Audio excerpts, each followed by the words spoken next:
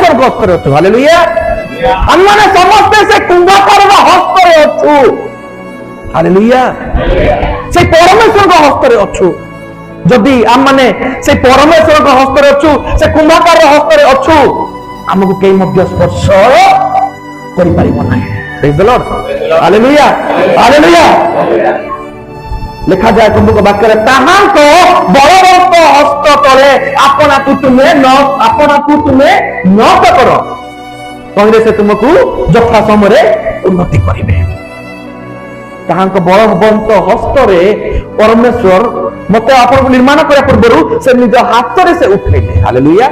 ହାତରେ ସେ ଚଖୁଛନ୍ତି। ଆଉ ଯୋଉ ପର୍ଯ୍ୟନ୍ତ ପ୍ରଭୁଙ୍କର ସଦାପ୍ରଭୁଙ୍କ ହାତରେ ଆମେ ଅଛୁ, ଆମେ ଦୁନିଆର ସବୁଠୁ ସୁରକ୍ଷିତ ସ୍ଥାନରେ ଅଛୁ। ପ୍ରେଜ୍ ଦ ଲର୍ଡ।